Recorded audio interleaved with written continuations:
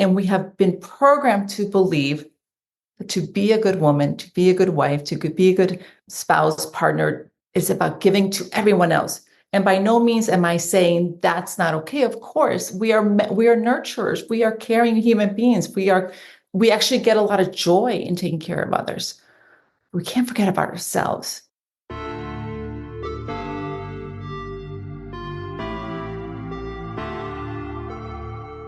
Welcome to the Mompreneur Life Remix podcast, where you will learn how to remix your mompreneur life so that you can win at work without losing yourself in the process. Hi, my name is Martine Williams, and I am your host and CEO, your Chief Encouragement Officer. And this podcast is your one-stop shop to creating a burnout-proof life and business and elevating your clarity, confidence, and courage. Friends, it's time to say goodbye to being the yes girl and hello to creating healthy boundaries, healthy mindsets, and healthy habits. Your next breakthrough starts here. This is the Mompreneur Life Remix podcast. Let's do this. Hey friends, welcome back. I'm so excited for today's interview with a Joy Amplifier. I'm super excited about that. I've never heard someone being called a Joy Amplifier, and she exudes joy. I wish you could have seen her face in our interview, but I'm really excited for you to meet her, sharing her mompreneurship journey. And she talks about fulfillment versus contentment. And I thought that was a really interesting concept. So I can't wait for you to hear about that. She also has what she calls her BADE framework. So that's BADE, be anything, do everything. She and I have so much in common with our mission for you as mompreneurs, and I'm really excited for you to hear this interview. I know you're going to be encouraged, maybe challenged a little bit, but let me tell you a little bit about her.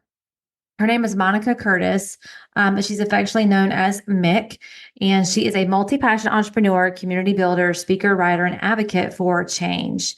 Through her blog, To Get Her Joy, and Straight Talking YouTube channel, which I'm going to be on, she fearlessly shares her journey and uplifts others. She empowers women to BADE, again, be anything, do everything they desire without the guilt. We talk a lot about guilt in this episode, so if you're feeling guilt, this is the episode for you. She actively contributes to worthy causes through community service, focusing on initiatives promoting women's empowerment and entrepreneurship. So without further ado, let's do this. Well, hey friends, welcome back to the Mompreneur Life Remix podcast. We have an amazing turquoise talk guest today. I cannot wait to dive in and to learn more about your story and what you do and the impact that you're having in the world. So thank you, Mick, so much for coming on to the show.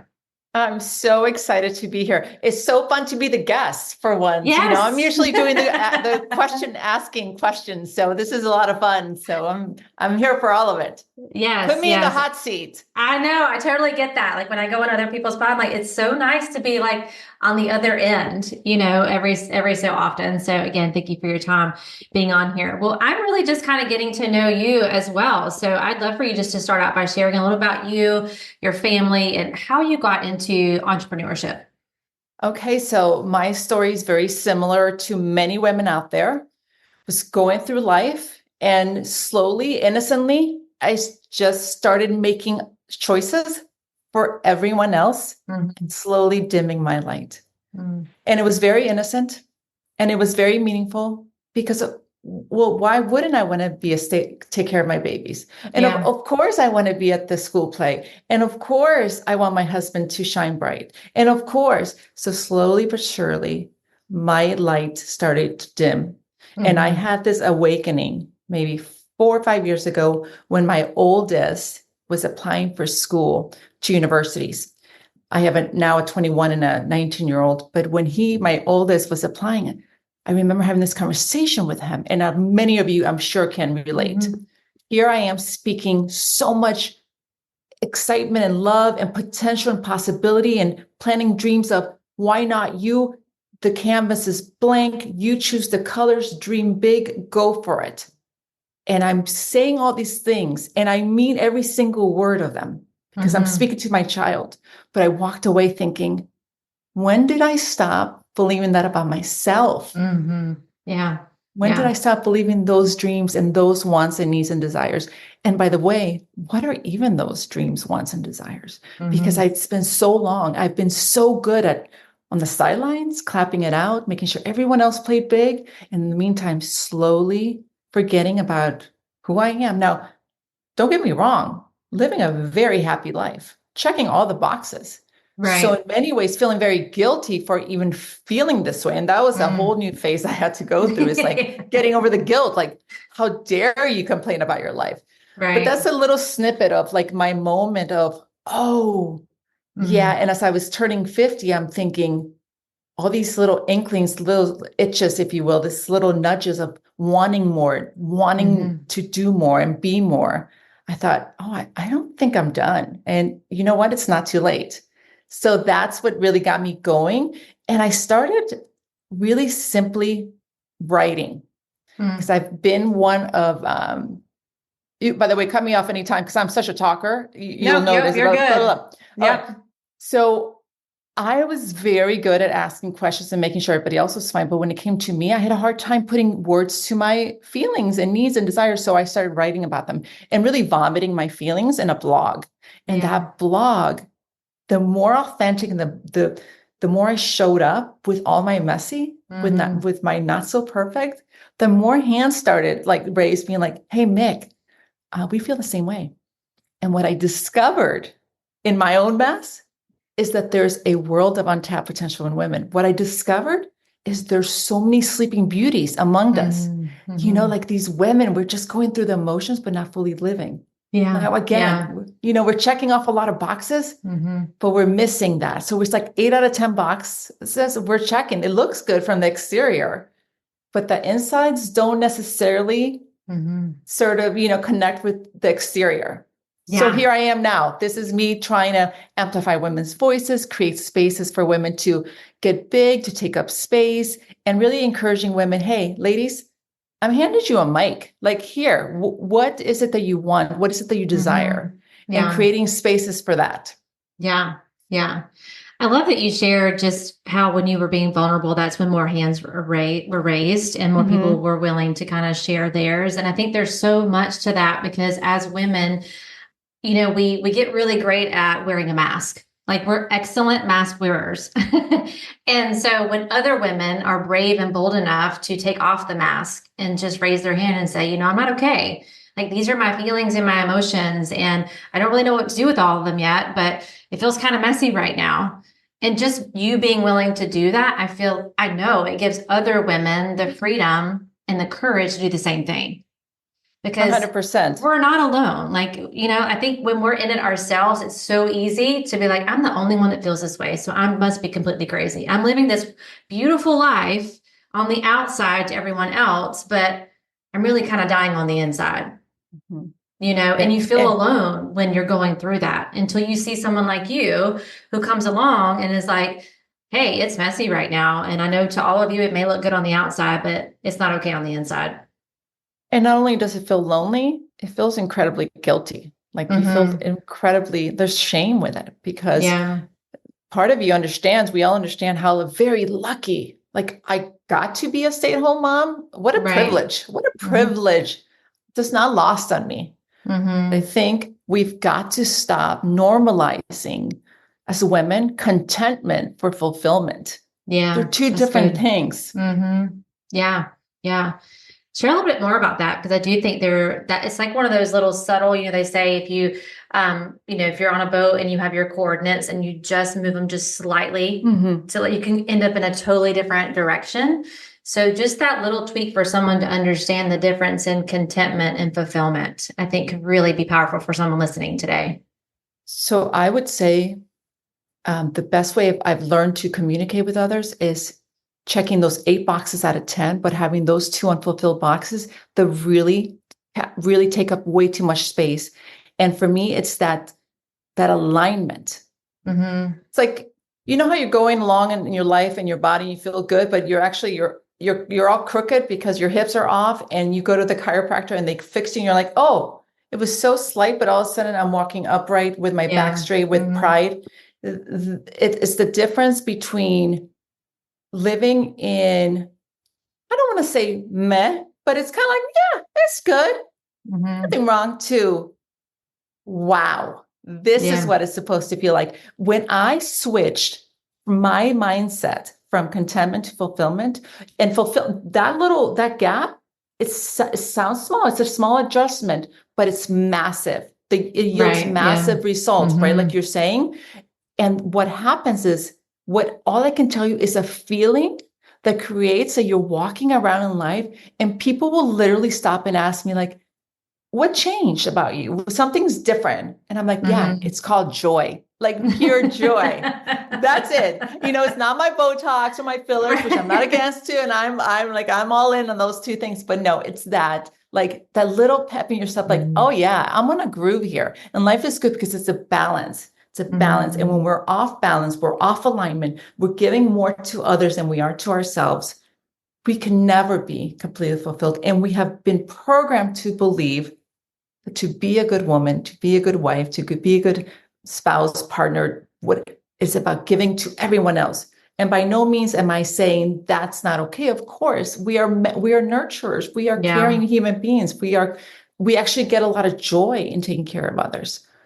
We can't forget about ourselves. So for me, the quickest way for you to get to that alignment, I'm going to need you to get selfish, ladies. Yeah. And that's a big ask. I get it. It's a big ask. But if I can get you to be selfish for 1 minute and start answering some big questions, we'll get you there. Yeah. Yeah.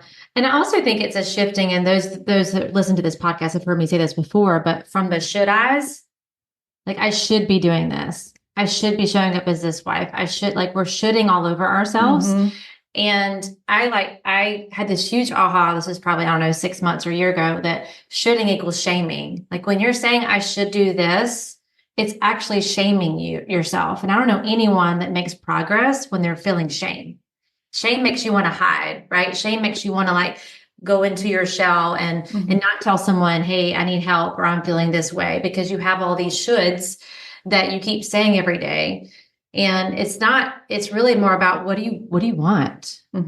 It's not, I should do this because I see this mom entrepreneur doing it this way, or I see this person doing it that way. That's the double-edged sword of social media, is we see the highlight reel of everyone's life, but we don't see the behind the scenes work, that they're doing, or their season of life that they're in. And so I think just having that understanding and catching yourself in that language of I should be doing this versus I want to be doing this, or I could be doing this, because to me, shoulding, and if you're shoulding other people, you're shaming other people too.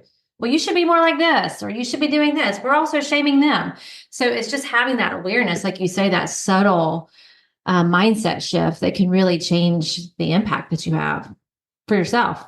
Right. And you said so many things that we could really go off on. I mean, comparison lane, the shoulding, not to your point, not only to ourselves, but to others, which is the worst part, because it's our own insecurity. So now we put it on them. Yeah. Like, oh, in particular women. I talk about women all the time, in a fake feminism that is out there it's unfortunate that it's a crab mentality, right? So when one of us tries to get out, the other ones like try to pull us back by making us feel like, well, you shouldn't be doing that. Why should you? Or how are you qualified? What makes you think you can do this? And I understand where it comes from. It comes from a mindset of like, well, if I don't get to do that, you don't get to do that type of thing. And so and of course the comparison lane, which is always horrible, because I always say, hey, it's just kind of, you can look at what other people are doing. Like you can slightly turn your head, but man, you better get back and focus on your own lane, because we all have our own race. We're all different. Yeah. And your wants and my wants are completely different than maybe someone who's listening, who's, for a lot of women it could be starting a business. It could be writing a book. It could just simply be feeling better and healthier, or taking control, or having a fulfilled whatever their fulfillment is. We don't define X. I don't think you do. And I certainly don't. I can't tell you what that is, what it is, but we all have an it. And we owe it to ourselves. And I just did a YouTube on this particular topic, which is not only do we owe it to ourselves, we owe it to all the women that came before us. Who did what they did and sacrifices they made to make sure that we took up space, Yeah. that we used our voices, that we matter, right? And I think I always say my mom worked her tail off to lift her ceiling so it would become my floor. And now my job is to lift my ceiling as high as possible to ensure that's my kids' floors, right? So I can push them up. But ladies, I don't think we're done raising our ceiling. Right. And many of us have decided that, yeah, it's enough. Well, I'm here to tell you and remind you, no, if you want more, if you want to bathe, which is my thing, be anything and do everything, you absolutely can. Whatever you desire, it is yours. But you have to desire it and you have to want it and you have to believe it. And you have to define it. Like, yes. I don't know if you see this with all of my, a lot of my clients, they haven't defined what it is. And so it's so easy to plug in someone else's it. Someone else's goals, someone else's definition of success. So this is the work of slowing down the pace long enough for you to actually sit with yourself and be like, what is my it? What is the end goal for me? What is the life I'm trying to create for myself? And not just a carbon copy of someone else's, or a cookie cutter lifestyle. Like, what is it that I want for me and my family and my business? And I think it's easier to just try and take someone else's template and plug it in, right? Than to take the thoughts and to think through those thoughts and work through the emotions of all the thoughts to create it for yourself. And so that's where, having a coach or a mentor or someone to kind of help you through that. But I do think it starts with, what is your it? What is your it? What is it? And it is the most difficult question. And I'm sure you've just spoken this. I ask women this all the time.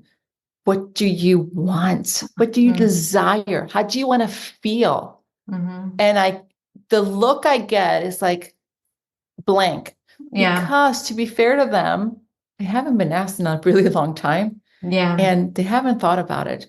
But it's in there, ladies. We're here to tell you that if you are willing to do the work, if you're willing to peel the layers, and by the way, if you're really willing to look in the mirror and take some accountability, right? You got to own your shit. I curse. Sorry. You got to own your stuff and call BS when necessary. But it is in there. It is absolutely in there. Yeah. And I love what you said in the very beginning. I wrote it down. You said, it's not too late and I'm not done. Yeah. Like, I think someone really needed to hear that today too. Like, if you're in your second half of life, whatever that looks like, there's plenty of time and there's no better time than now to do that. It's never too late to, build that business or create a new life for yourself or create new results for yourself. I think that's one of the lies that our brains like to offer up to us. Like, you're too late, you're too far gone, or you're broken, or, you're at the end of your life. You're just supposed to sit back now and just deal with whatever comes your way. And so I just love that you started out with that it's not too late and I'm not done, because someone needed to hear that. For sure. And also pivoting, right? It's okay to pivot and it's okay to start somewhere and think, okay, this is what I want. And this is what I've learned through my entrepreneurs thing is to be nimble enough to listen and to be curious enough to lean in and be like, I started one way, but now I'm being pulled in this different direction. And that's okay. By the way, this is the beautiful thing about being entrepreneurs. We get to make the rules. You know what I mean? You get to decide. You want to try something new? Hey, guess what? Go for it. I know people talk about niching down and we can talk about all that and sales funnels, all that. But no, the point is be curious enough to lean in. And that also starts within yourself. Like for me, I know that it required that I really go back to my journals, which I've been a journaler all my life. And the answers were there. I mean, the little girl inside of me had all the dreams. She had all the dreams. Do you remember do you have kids? I do. They're 19 and 16.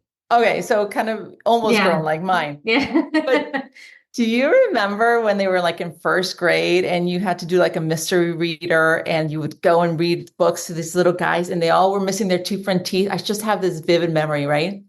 And you ask them, like, what do you want to do? What do you dream about it? The hands just go up and they have these massive, big dreams. Because when you're a child, you have the seeds of possibilities, like anything is possible. Now, of course, life happens. We get real. But that excitement is still in there. So that's when I ask women, like, what do you want? And it's like, I'm like, come on, I know I it's in there. I know it's in there. know. Just give yourself permission to like have a minute Yes. with yourself, Yes. for sure. When you were talking, it reminded me, we used to do, every year we would do a family exercise at the beginning of the new year, and we would do our own kind of like dream boards. And my son at the time, like his thing he wanted to be was a ninja. And I Yeah. just thought, like, what I'm saying? It's just like, it's so, for me, it's so far fetched because I'm like, okay, Right. like, life has happened to me. I have more years than him, but just that innocence of allowing your imagination to dream big like that and to think like, what do you really want? And of course it's changed over time. Now he wants to have his own clothing brand. So it's morphed over time, but it's just a Right. fun exercise just to allow yourself to dream of the possibilities. And I think you're right. Not only are we not being asked that question from others, we're not asking it ourselves enough. And so it's more about what we can do for other people, which again is good. And neither one of us are saying you shouldn't do that. But when's the last time you asked yourself, what do you want? You only have one shot, right? We have one life to live and none of us are guaranteed tomorrow. So let's not wait until one day, right? I talk about that a lot on the podcast. Like it's not a one day thing. It's a day one. Like today is your day one because one day might not happen. Girl, you're talking my language. I mean, are we like soul sisters? Are we like doing the same work on like different? I feel like we're like this X-Men, like women just have this thing. Seriously, someday is, I mean, to the idea of holding a bag of some days of regret at the end of this thing called life. Yeah. No thanks. Hard pass. Listen, one life, one shot. This is the moment, not tomorrow. Now you have to start though. And we can, and you probably feel this too. We can be amazing cheerleaders. We can say all the right things. I can get people, all the women worked up. But if you don't go home and do the inspired action, if you listeners out there who are like, oh my God, I sort of love what they're saying. And yeah, what about me? What do I want? And if you take that prompt and really start writing things down, you need to take action. Yeah. Because without action, they There's become nothing. some days. They become some days that never come to fruition, right? It's another dream deferred, another want deferred, another maybe when, or, when. You've heard this all the time, right? Yeah. When my kids get older, when I lose the weight, when I do this, when. Like, no, when is now. This is it. This is it. Yeah. Yeah. It's so true. Hey, friend, can I give you permission today? Like for real, your own permission slip. Permission to get clear, to cut out the noise, mostly the noise that is going on around in your own mind, in your own head. It's just swirling. And you're asking yourself questions like, why am I stuck? Why am I frustrated? Why am I not making progress on my goals? I want to invite you to a free clarity call with me where we're going to dive in and we're going to identify what are the three main issues that are keeping you stuck. Number two, what are the mindsets around those issues that are actually keeping you from solving for those issues? It's not our skill sets, it's our mindsets that keep us stuck and hold us back. And then number three, identifying what are your next steps. We all have a next step and we have 100% responsibility for those next steps. Your only next step right now is to go to the show notes and book your free clarity call so that we can work through this. I'm believing in you and I cannot wait to see you on our clarity call. So tell me a little bit, I love your title of Joy Amplifier. I do think we need more joy. And I think you're so right. Like it's in there. It's just been buried. Like I don't really love the saying like new year, new you, because I don't think we need a new her. I think she's there. She's just been buried by circumstances, buried by life. And like you said, just pouring out. So she's in there. So we just got to find what makes her come alive. That's what the world needs is more people that are alive versus new versions of yourself. So tell me a little bit about just that title for you. Like, when you say it, like I wish people could see you, like your whole face just lights up, like you exude joy, by the way, when you talk. So I know that's an energy that people pick up on when they work with you, but it's so needed.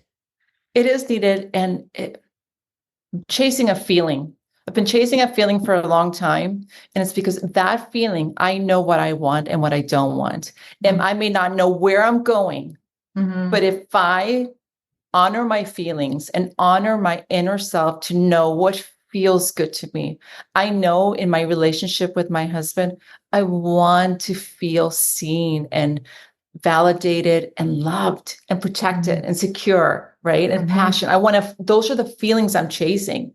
It's not the money, it's not the house, it's a feeling. With my children, I'm chasing a feeling of planting the seed so they can spread their wings because they're on borrowed time. So I know that they will have to ultimately go out the door and make their choices. So it's a feeling like I've done enough, all I can. This is a feeling I have. So joy to me is a feeling, and I can't give it to you, but dang it, you owe yourself the fight to chase that, whatever it means. It means dropping what no longer serves you. I don't know if it's putting down the food. I don't know if it's picking up the weight. I don't know if it's dropping the toxic friends in your life or the people in your relationships or switching your job. But the feeling inside that eternal compass better be pointing in the right direction. Even if you're not there now, point it in the direction to get to that point where it's a feeling. So to me, the days that I'm off, because by the way, I'm human, things happen. Yeah. You know, there's shitty sorry, I curse. There's bad people in the world. People piss me off too. And people try to be joy thieves and try to do vampire-ish things on me.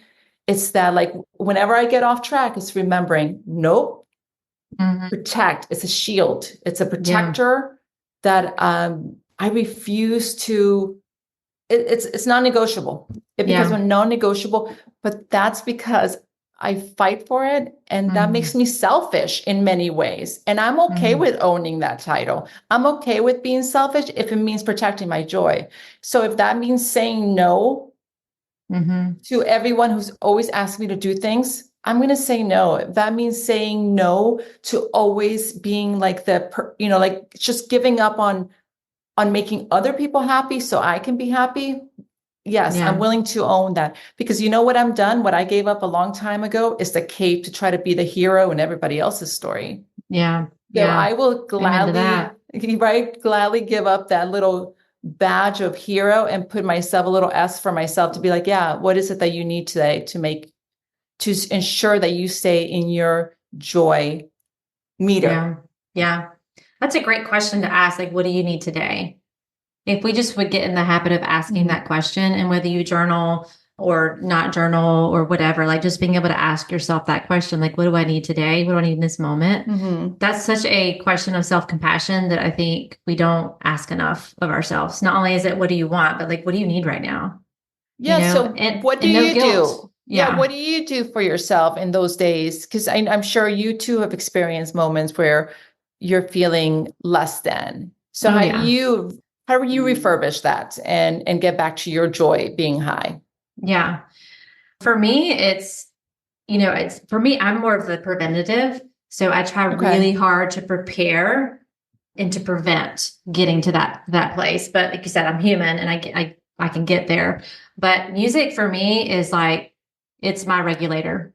You know, like, I mean, I've got 90% of my brain is made up of lyrics, and they're from the 80s and 90s music. So if I can turn on a good tune and have a dance session in my car or a jam session in my car, or just allow myself to let the music kind of help regulate my nervous system, that's been super helpful for me. Definitely journaling. I work out, movement is my medicine. It really is, getting my body into movement. So those are probably my three main things. I'm constantly protective of my mindset, what I put in, whether it's a podcast or a book, like people, conversations. I protect my mindset fiercely. And I do think it's one of my number one success strategies is I just don't allow for those things to come in, like I have this shield, and guard up, but now it's not foolproof. There are definitely those times where things try to, come in through the cracks. But I think the other thing is just allowing self-compassion, that I'm not perfect. I'm going to have a bad day, and I'm going to have moments where I don't have the positivity exuding out of me. I don't have the joy or the encouragement. And that's really hard as someone who that is my superpower, is encouraging and empowering others. So on the days when I don't feel that, for me, it's been learning to just be okay with that. Like, it's okay for me not to be that person today. What do I need today? I need someone else to be the encourager for me today. And so seeking out those people in my circle that can edify and encourage and just sit with me in it. You know what I'm saying? And not try to fix it. Because as a coach, that's what we do. We like to just fix things immediately. But sometimes we just have to allow ourselves to sit in it. Yeah, I love that. And I think it's really important for your listeners to hear that as women, like here are our journeys. And this is what we do for a living. We motivate people. But yeah, the gremlin in our heads, the things happen. There are moments of like doubt, imposter syndrome, like, am I over my head? Like all these self-doubts do pop up on all of us, no matter how successful you are. I say, no matter how much work you do, I don't care how many coaches, how many personal development books you have, you'll always have that little inner critic or those moments of like, oh man, I don't know. It's learning how to navigate through those and give yourself the grace to get through them and then move on and have more moments of like, oh yeah, I got this. That mindset, I can do anything and be everything. And I think that's really, really important. But it's good to hear that we are all humans, and we, as women in particular, it's really, really hard to. I always say you can be anything and do everything, but doesn't mean you have to. Right. You get to choose. You get to choose. What does be anything, do everything mean to you? Right. It's kind of like us going back and defining success. Like, that's a phrase that you use and a framework that you use, but every one of the people you work with get to decide, what does that look like for them? And it may be very different, right, than for me. Right. So I use a life book, what I like to call, and I work when I work with women and in workshops, is actually filling out a life book for what it looks for them, because everyone's so different. We all have a wrap. Like I said, everyone's different. So everybody has different needs.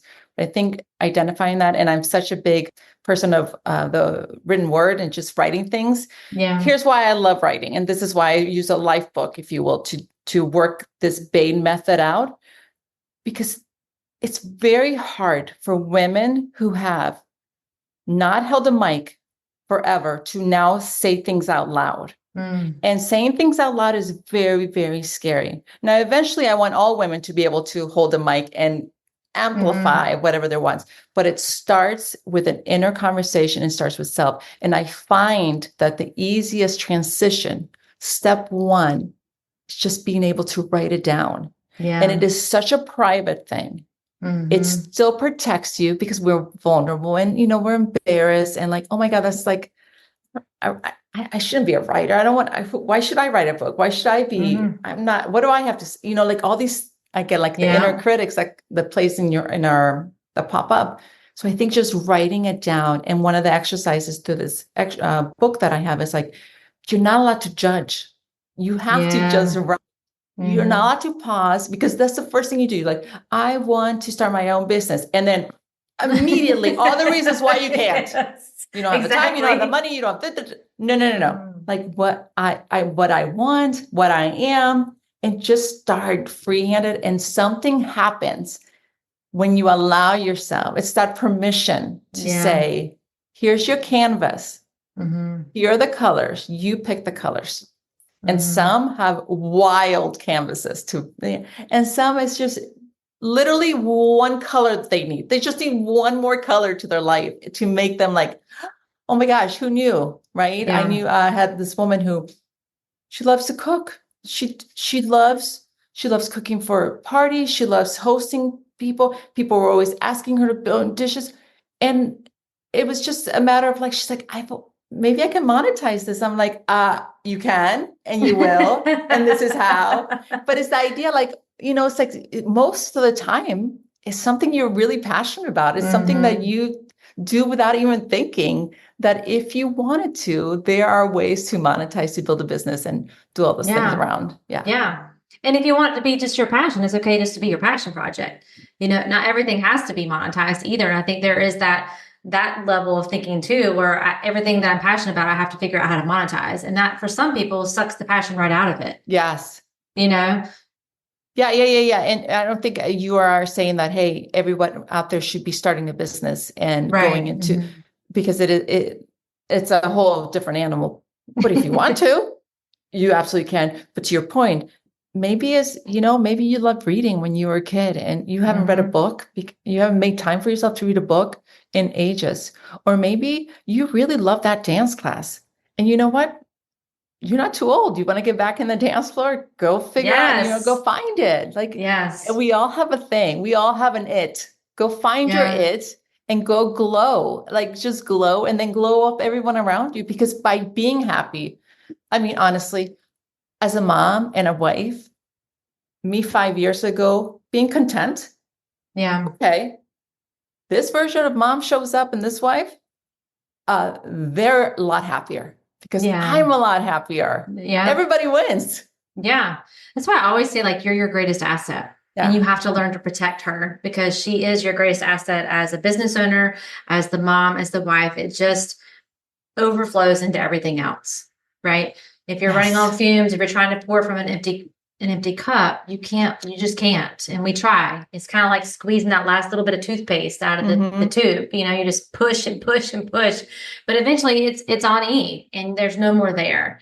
And unfortunately, a lot of women get there, and that's where the burnout comes in. And I don't know if you've ever experienced burnout before, but it's a real thing. And I think a lot of us, especially as high ambitious, high achieving women, we don't even want to admit that we're in a state of burnout Yeah. because then again, it's like, oh, there's this label I have on myself. But we've all been there. I have not interviewed one person who has not experienced some form of burnout. And so it's just being aware of it, aware Yeah. of the things that are zapping your energy.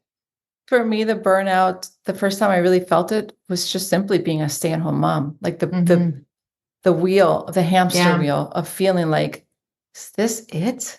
Like, Yeah. is this hmm it? Right. And that to me was my burnout. That was my massive crash. So yes, it doesn't only have to come in entrepreneurial circles. It can come in personal lives too, come in Yeah. with relationships, it can come in however. Burnout is a real thing. And it's very Yeah. debilitating. And you have to handle it because most people think, is it depression? Or, we sometimes misthink like what's hmm going, or am I having just a bad moment? No, it's its own category of its own. The Yeah. great thing is so fixable, so doable. Like once you understand it and address it and create hmm tools around it, very easy to manage. And by the way, once you have those warning triggers, like you're aware. So now as Yeah. I navigate through things, I'm like, oh no, I'm doing too much on this. I've got to pull hmm back. Yeah. So it Yeah. gives you a lot of listen, when you know yourself, when you are aligned and hmm any slight movement to left or right, it's off. It's a feeling. Again, I go back to the feeling. And like I tell all the ladies and whoever's listening, I can appreciate that you're listening to my words. So thank you. I can appreciate that they tune into your podcast. Amazing, because you probably share an amazing story. But ultimately, ladies, if you're listening, it's an inside job. You have all hmm the answers. I promise you, if you quiet your mind and get still enough and give hmm yourself the opportunity to just be honest with yourself, you hmm have all the answers. You have all the answers you need. Well, I was going to ask you if you had anything to say to wrap up for Yeah. everyone, every mompreneur listening, and you just did that without me even asking. I think that's so profound. It's just getting quiet, getting still, asking those questions, and the answers inside. The Mm-hmm. magic is in you. It's not in the product or the company or whatever. It's all inside of you. And so I appreciate you sharing that. So share with everyone who's listening how they can find you. Like, where's a cool place or where you're hanging out and how they can connect with you. Okay. So I started something new about a few months ago. I started my own YouTube channel. So you can Cool. hear my ramblings all the time. Lucky you. Which is talk about putting myself out there. Okay. Yeah. YouTube is a beast. It's Yes, a it is. beast, right? And I'm not some 18-year-old kid like doing cool spinning things, right? I'm like a 50-year-old woman like talking. So it is talk about putting myself in a situation where I'm vulnerable, when it's hmm scary, where hmm sometimes I don't get a lot of views, whatever it's the ego. But hmm I always say, ladies, we can either be spectators or we can be in the arena. And I'm always going to choose to be in the arena. The hmm results, I don't know. But the You're arena gonna I'm figure it out along choosing, the way, right? I along You'll the way. The fig- arena is the YouTube channel. So you'll put it on your show notes, but yeah. it's at MI Curtis. And so that's kind of fun. I also blog, a weekly blog. It's called To Get Her Joy. And on my website, monicacurtis.com, you can learn all about me. And you also can download a free Discover Your Joy Love it. workbook. Okay. Yeah. We'll put the links to all of that in the show notes for those of you that are listening. But thank you so much for coming on. We could literally talk probably for 2 more hours. So the time has just flown by. But honestly, fast friends. Yes. I see a lot in the future for us. Yes, I do too. I do too. Well, thanks again for coming on. Thank you. Well, that's a wrap, friends. Thank you for tuning in to today's episode. I really hope it met you right where you are and gave you some encouragement for your day. Could you do me the biggest favor and leave me a rating and review? Seriously, it's the best way for you to support the show. And while you're there, be sure to follow the show so you never miss an episode. Thanks again. And until next time, I am believing in you always.